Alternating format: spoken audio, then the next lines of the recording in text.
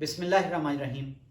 हम तो सना रब मेहरबान के नाम और दरूदों के हार प्यारे नबी हज़रत मोहम्मद मुस्तफ़ा सल्लल्लाहु अलैहि व आलिहि वसल्लम पर। आमिर उस्मान आदिल अपने यूट्यूब चैनल और ऑफिशियल फेसबुक पेज पर आपको खुश आमदीद कहता है। बिजली के बिल इस वक्त आम आदमी सफ़ेद पोश उसकी सकत से बाहर नहीं कोसों दूर जा चुके हैं और हर वक्त आप देखते हैं लोगों को, औरतों को, बड़ों को, बुजुर्गों को बिल पकड़े हाथ में परेशान कि एक सफ़ेद पोश आदमी, एक मजदूर, एक दिहाड़ीदार जिसके घर में मुश्किल से एक पंखा और बत्ती जलती है, उसका बिल 40-40 हज़ार, 15,000, 20,000 रुपये। और अब लोगों का पैमाना सब्र जो है वो लबरेज होता जा रहा है और आज गुजरात के 4 मकामात पर शदीद एहतजाज हुआ। गुजरात में तो हद हो गई, बड़े बुजुर्ग खवातीन निकल आई घरों से और उन्होंने वापडा का जो मेन कम्प्लेक्स है गुजरात में जीटी रोड पर साइंस कॉलेज के सामने, उस पर धावा बोल दिया, शदीद गमो गुस्से का इजहार किया। और ये जरा क्लिप्स देखिए लोगों के गमो गैस के, लोग कितने तपे हुए। आप जरा ये वीडियो क्लिप देखिए। अंदर इस कंजर नु लाओ, साडा भी मुतालबा है। इमरान खान वापस ले आओ, साडा भी मुतालबा है। इमरानी 420 अंदर बह के कैसी आवाम दी बेटियां सी बाहर खजल हो गई है। वजह नवाज शरीफ कौन है जेड़ा उथों आर्डर पे देंदा है ना किसी कबीना में कितना बिल आया है ਤੁਹਾਡਾ? 1,47,000, 50,000, 72,000, 1,35,000, 1,22,000, 19,000 माड़े बंदे 19,000।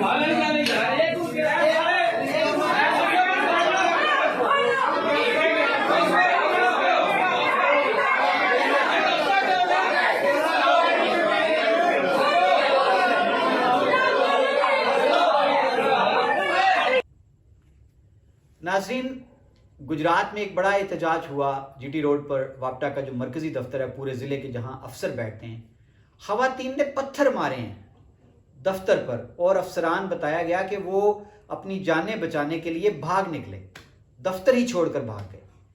पुलिस जो थी वो ट्रैप कर करके शहरियों को, जिन्होंने सड़कें ब्लॉक कर रखी थी, वो उनको एहतजाज ख़त्म करवाने के लिए, अपने सर से उतारने के लिए वो उनको वापडा दफ्तर का रुख बताती रही। गुजरात में शदीद एहतजाज हुआ, कुंजा के लोग जो थे वो निकले हुए थे। आज भद्र में बड़ा शदीद एहतजाज हुआ, कुर्बो जवार के देहात के बासी अपने बिजली के बिल लेकर सड़कों पर आए हुए।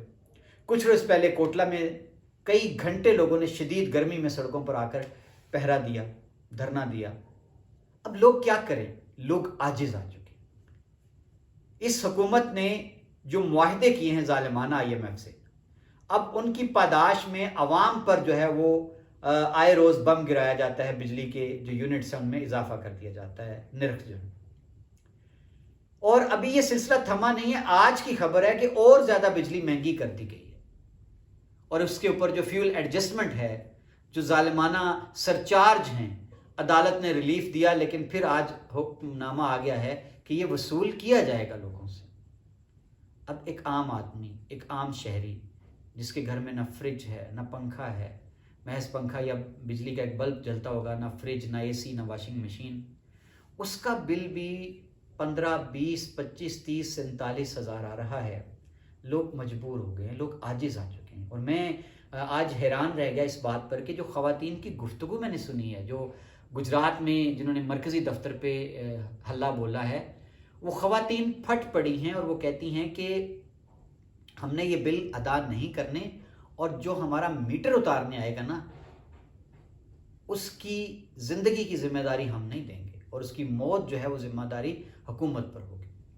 اور میں حیران ہوں کہ بات کہاں تک جا پہنچی ہے کہ ایک اماں جی جو بیوہ ہیں اور جو شدید غم و غصے میں ہیں، جن کا 47,000 روپے بل آیا، وہ کہہ رہی ہیں کہ وہ گالیاں دے رہی ہیں حکومت کو، نواز شریف کو، شہباز شریف کو، مریم نواز کو وہ نانی 420 کہہ کے مخاطب کر رہی ہیں، اور وہ مطالبہ کر رہی ہیں کہ عمران خان کو واپس لائیں۔